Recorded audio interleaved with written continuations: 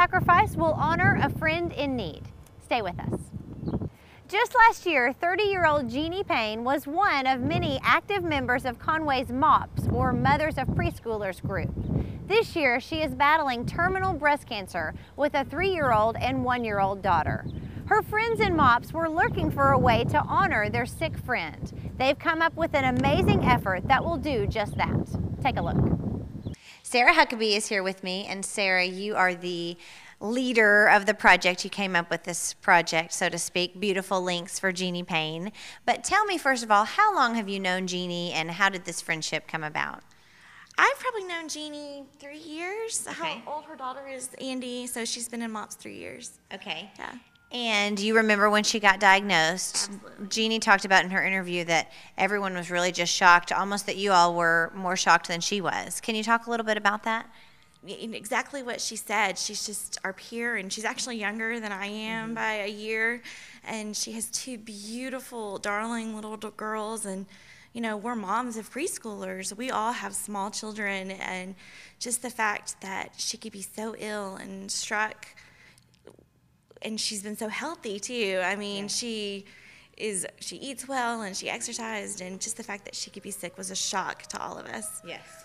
I really relate to that as a mother of young kids. I mean, I think that's a great point to this story, is just that, you know, we kind of have that "it can't happen to me" syndrome. Absolutely. But you all rallied around her. Talk about this past year and just kind of the support that you all as friends and as members of MOPS have been able to give to her. I woke up in the middle of the night with what I consider to be a God-given dream, and I said, he just said, cut your hair for Jeanie. Just cut your hair for Jeanie. It's simple. It's something I can do.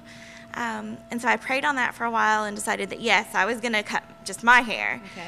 But then it kept growing in my head, and I thought, I'm not the only person with long hair that loves Jeanie.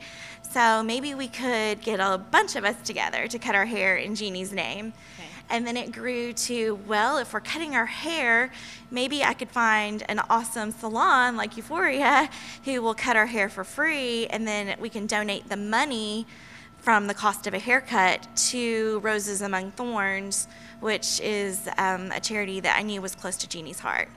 And so I just kept praying about it, and every time I asked somebody, everyone said yes, or everything I needed, and it just has fallen in place so easily. Yeah. I know God has been behind it. It's just for Jeanie. We love her. I love that. I love that now that there's so many people that, I mean, you're going to get your hair cut today so we can see the process, and you're going to donate the hair to the Beautiful Links.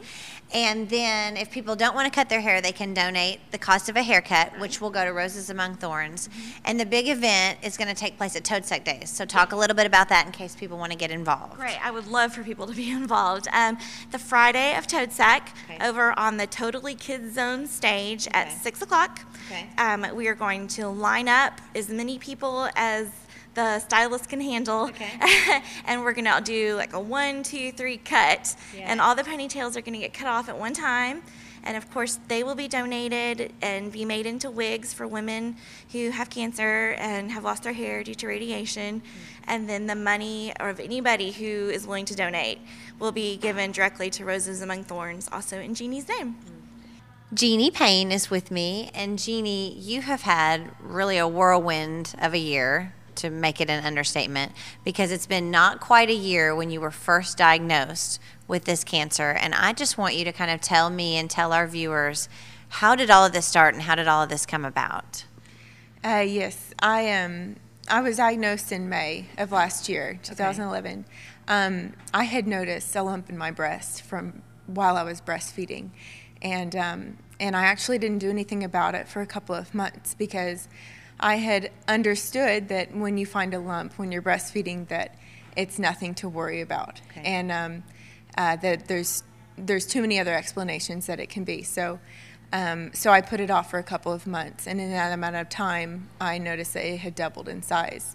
So by the time I went, it was a very sizable tumor, and so we ended up in Houston for a quick second opinion, but we began treatment right away in May of last year in Little Rock.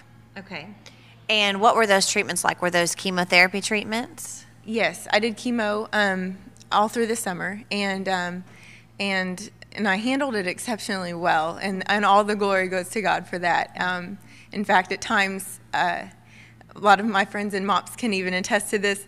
I looked healthier than I had looked in months, and it was, of course, nothing to do with the chemicals, but everything that God was doing and changing in my life, and really leading me through it and sustaining my life through it. Okay. And so then, as you went throughout this last fall, tell me what's been happening in your body.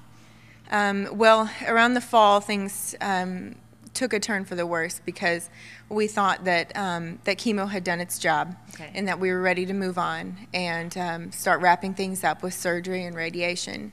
Okay. But we ended up finding with another doctor that the cancer had spread. And ever since then, it's been very, very difficult because we're believing for my healing completely.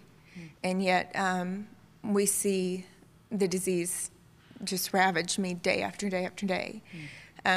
So my body at this point is very is declining and very limited.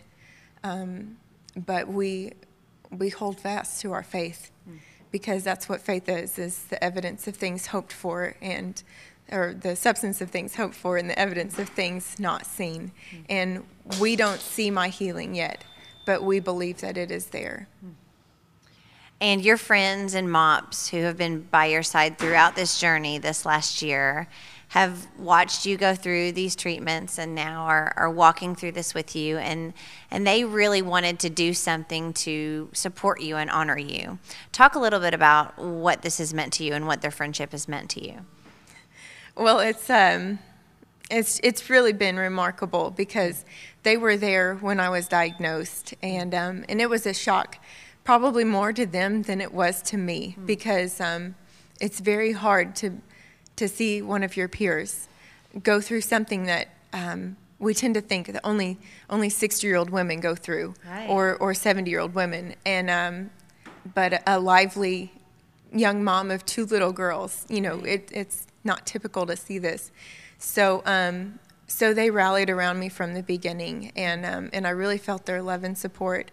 And then Sarah approached me recently about doing this event, and I was floored.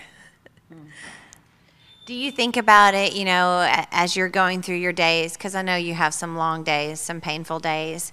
Does that help get you through your days sometimes, just thinking about these moms that are going to cut their hair in honor of you, and they're making a sacrifice? I mean, obviously different from the sacrifices and things that you're going through, but I mean, are those some of the things that you think about? Definitely. In fact, a sacrifice is a sacrifice, no matter how big it is. And so it really humbled me a lot. Made me feel very honored because I know what it's like to lose your hair. And even if you're getting to keep some of it and it's going to grow back, it's still very difficult. It's a lot of our identity as women, and I'm very honored that they would do this for me. Yeah. Well, I'm very honored that you shared your story with us, so thank you so much. Thank you very much. The goal for the project is to have as many haircuts done at Toad Suck Days as possible, and there are a few guidelines. You can't have bleach in your hair, you can't have more than 5% gray, and they want 8 inches of hair donated in each ponytail. If you want more information on the project, we've put a contact name on our Facebook page.